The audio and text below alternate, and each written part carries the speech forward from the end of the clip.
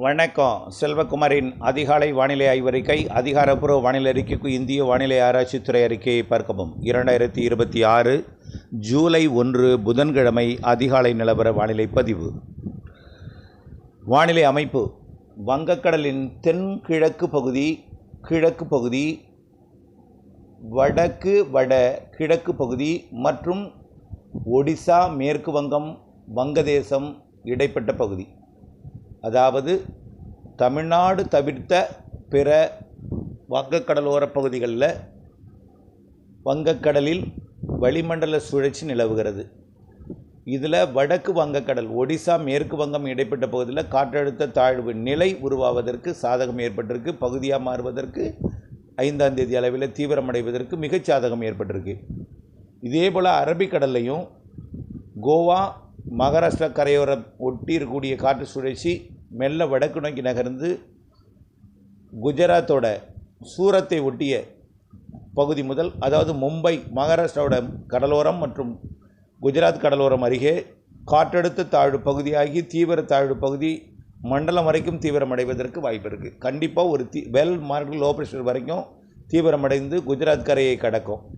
ரெண்டுமே, ஒன்று கல்கட்டா மற்றும் அதாவது மேற்கு வங்கம் மற்றும் ஒடிசா இடைப்பட்ட பகுதி வழியாக டெல்லியை நோக்கி, அதாவது இமயமலையை ஒட்டிய பகுதி உத்தரப்பிரதேசம் வழியாக பாகிஸ்தான் எல்லையோரம் நோக்கி ஒரு நிகழ்வும், குஜராத் முதல் பாகிஸ்தான் எல்லையோரம் நோக்கி ஒரு நிகழ்வும் பயணிக்க இருக்கிறது. எப்படின்னா 5ஆம் தேதி முதல் 12ஆம் தேதி வரை. இப்பொழுது மேற்கு தொடர்ச்சி மலைப்பகுதிகளில் மழைப்பொழிவு இருக்கிறது. நேற்றைக்கு எப்படி இருந்ததோ இதே போல் 5ஆம் தேதி வரை இருக்கும். கேரளாவிலையும் கர்நாடகாவிலையும் தமிழ்நாட்டின் மேற்கு தொடர்ச்சி மலைப்பகுதிகளிலையும் கணவாய் பகுதிகளிலையும், அதாவது நேற்றைக்கு எப்படி அப்பாச்சி கொண்டபதில் லேசான சாரல் வந்ததோ அதே போலையும் வால்பாறையிலையும் நீலகிரிலையும் லேசான மிதமான சற்று கனமழை பொழிவு இருக்கும். கன்னியாகுமரி முதல் நீலகிரி வரைக்கும் நேற்றைக்கு எப்படி இருந்ததோ அதே போல் 5ஆம் தேதி வரைக்கும். 5ஆம் தேதியிலிருந்து 15ஆம் தேதி வரை சற்று தொய்வு நிலை ஏற்படும். ஏன்னா 5லிருந்து 9 வரைக்கும் கொஞ்சம் தீவிரம் குறைந்து 9ஆம் தேதி வரைக்கும் மழை இருக்கும். மேற்கு தொடர்ச்சி மலையில் 9ஆம் தேதி வரை மழை இருக்கும். அதுக்கு பிறகு தொய்வு ஏற்படும். நம்ம ஏற்கனவே அதை சொன்னது தான். 10லிருந்து 15ஆம் தேதி வரை ஒரு தொய்வு ஏற்படும்னு ஏற்கனவே 5லிருந்து 15 வரை 10 நாள் இடைவெளின்னு சொல்லியிருக்கோம். ஆனால் இப்போது 8லிருந்து 18 வரை என்று எடுத்துக்கொள்ளலாம், ஒரு தொய்வு ஏற்படும். இந்த நேரத்தில் வட இந்திய நிலப்பகுதிகளில் வலுவாக இருக்கும் தென்மேற்கு பருவமழை. தயவுசெய்து எல்னினோ குறித்த கவலையை மனதில் ஏற்படுத்தி கொண்டு குழப்பிக்கொள்ளாதீங்க. இடைக்காலம் இல்லை, தொடக்கம்தான். இப்படி எப்பொழுதுமே இருக்கக்கூடிய அமைப்பு தான். இன்றைக்கு வரைக்கும் 50% வரைக்கும் மழைப்பொழிவு கூடுதலாக தான் பொழிந்திருக்கு. இப்போ ஒரு வாரத்துக்கு ஒரு 10 நாளைக்கு தீவிரம் இல்லாமல் இருக்கிற காரணத்தினால 15 நாள் வரைக்கும் தீவிரம் இல்லாமல் இருக்கிற காரணத்தினால பற்றாக்குறையாக மீண்டும், அதாவது +50 என்பது அப்படியே +40, 30, 20, 10ன்னு குறைஞ்சி மைனஸ் கூட போனாலும் கவலைப்படாதீங்க. மீண்டும் 18ஆம் தேதியிலேருந்து தென்மேற்கு பருவமழை தீவிரமடையும். இதில் இடையில் அறவே இல்லைன்னு சொல்ல முடியாது இடையில். ஆக வரக்கூடிய 2-3 நாட்களுக்கு ஆங்காங்கே வெப்பச்சலன இடிமழை பொழிவு இருக்கும். நேற்றைக்கு கூட சென்னையெல்லாம் மழை தான். நேற்றைக்கு சென்னையில், அதாவது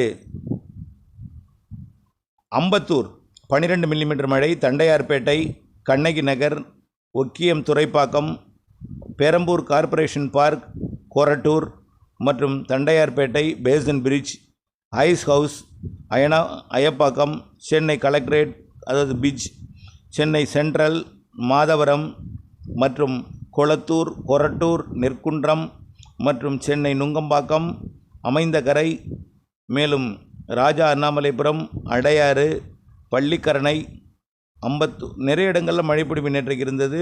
குறைந்தபட்சம் 1/4 சென்டிமீட்டர் வரைக்கும், அதாவது 2.5 மில்லிமீட்டர் வரைக்கும் கூட பெய்திருக்கு. அதிகபட்சமாக 3 சென்டிமீட்டர் வரைக்கும் பெய்திருக்கு. இன்னும் பார்த்திங்கன்னா நிறைய இடங்களில் மழை பொழிந்தது. நேற்றைக்கு பார்த்திங்கன்னா கோயம்புத்தூர் மாவட்டம் சின்ன கல்லாரில் 78 மில்லிமீட்டர் 8 சென்டிமீட்டர் மழை பொழிந்திருக்குங்க. கோயம்புத்தூர் மாவட்டம் சின்ன கல்லாறு 8 சென்டிமீட்டர் மழை பொழிந்திருக்கு.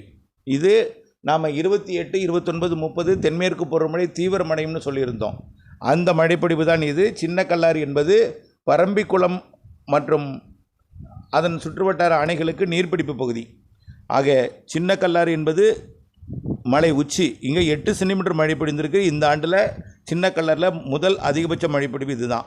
Valparai 36 millimetre, Valparai taluka office 35 millimetre, cinchona 34 millimetre, Sholayar 22 millimetre.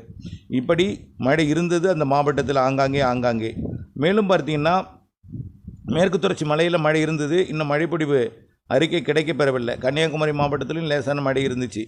வரக்கூடிய நாட்களை பொறுத்த வரைக்கும், அதாவது நேற்றைக்கு பார்த்திங்கன்னா புதுக்கோட்டை மாவட்டத்தில் கூட மழை இருந்துச்சு. டெல்டாக்குள்ளே கூட ஒரு குழப்ப வானிலை ஏற்படுத்திய தவிர இந்த குழப்பம் தான் நீடிக்கும். காரணம் வங்கக்கடலில் காற்று சுழற்சி நீடிக்கிற காரணத்தினால இந்த குழப்பம் நீடிக்கும். நீலகிரி மாவட்டத்திலையும் நேற்றைக்கு மழை அவலாஞ்சில் 4 சென்டிமீட்டர் மழை பொழிந்திருக்கிறது. ஹரிசன் மலையாள லிமிடெட் 15 மில்லிமீட்டர் 1.5 சென்டிமீட்டர். மேலும் பந்தலூரில் மற்றும் அப்பர் பவானியும் மழை தான். இன்னும் பல இடங்களில் மழைப்பொழிவு இருந்தது. அதே போல் தேனி மாவட்டத்திலையும் சாரல் மழை, பெரியாறு மழை, தேக்கடி மழை இதெல்லாம் மழைப்பொழிவு இருந்துச்சு. திருச்சிராப்பள்ளியில் கூட, அதாவது கொப்பம்பட்டியில் கூட 12 மில்லிமீட்டர் மழை பொழிந்திருக்கு. துறையூர், கொப்பம்பட்டி, துறையூர் தாலுக்கா. அடுத்தபடியாக பார்த்தீங்கன்னா திருநெல்வேலி மாவட்டத்தோட 4 மூக்களையும் மழை இருந்துச்சு. இன்னும் பல இடங்களில் மழை இருந்துச்சு, அறிக்கை கிடைக்கப்பெறவில்லை. அதே போல் இன்றைக்கும் இதேபோல் வானிலை தான் இருக்கும். 5ஆம் தேதி 8ஆம் தேதி வரைக்கும் இப்படி தான் இருக்கும். கொஞ்சம் ஏற்ற இறக்கம் இருக்கும். இப்போ நேற்றைக்கு சின்ன கல்லாரில் 8 சென்டிமீட்டர் மழை பொழிஞ்சிருக்கு. இன்றைக்கி ஒரு 5 சென்டிமீட்டர் பெய்யும். நாளைக்கு ஒரு 3 பெய்யலாம். அடுத்தது மீண்டும் ஒரு 8, 7ன்னு போகும். மீண்டும் 8ஆம் தேதிக்கு மேலே குறைஞ்சிரும். 8லேருந்து 15 வரைக்கும் 18 வரைக்கும் கொஞ்சம் குறைஞ்சிருக்கும்.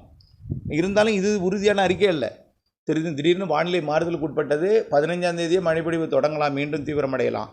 நாம் எதிர்பார்ப்பது 15ஆம் தேதியிலிருந்து மீண்டும் தென்மேற்கு பருவமழை வலுவடையும். தமிழ்நாட்டிலும் மழைப்பொழிவு வலுவடையும்னு. தாமதமடையும் பட்சத்தில் 18ஆம் தேதியிலிருந்து தென்மேற்கு பருவமழை வலுவடையும்.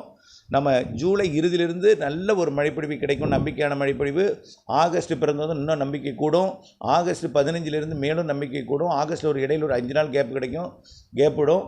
அதில் மீண்டும் ஆகஸ்ட்டில் 15லேருந்து அதிகம். ஏன் கேப்பை சொல்கிறீங்கன்னு கேட்டால், நிறைய பேர் மழை இல்லாத நாளையும் எதிர்பார்த்துருக்காங்க. செங்கல் சூளை கொளுத்துறது, அதே போல் உலர்த்துதல் பணி, அப்பளம் தயாரித்தல், ஊதுபத்தி தயாரித்தல், உப்பளம், இந்த பதிவுகளுக்கும் கேப்பும் கேட்குறாங்க. அதனால் தான் கேப்பையும் சொல்ல வேண்டியிருக்கு.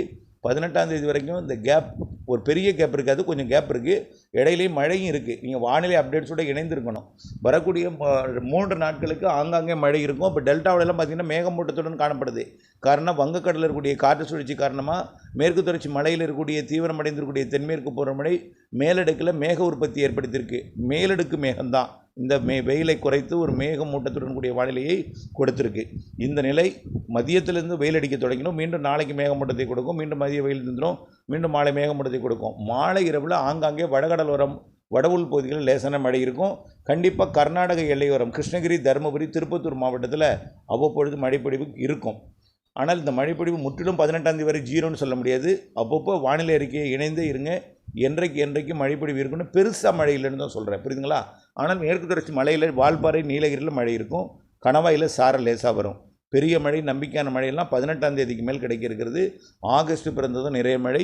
ஆகஸ்ட் 15க்கு மேல் வலுத்த பலத்த மழை. ஆகஸ்ட் இறுதி மிக பலத்த மழை. செப்டம்பர் நிறைய மழை இருக்குது.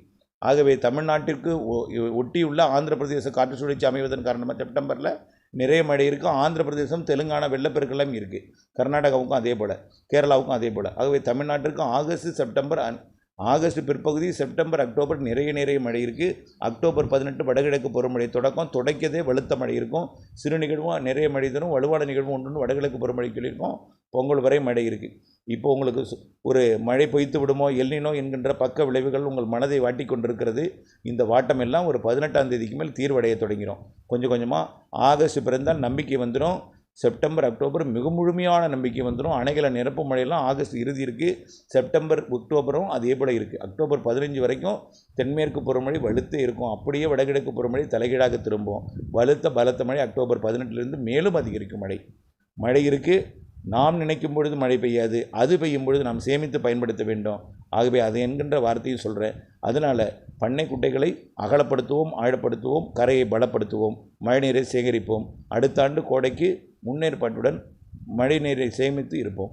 நன்றி. தொடர்ந்து இணைந்திருப்போம். நன்றி.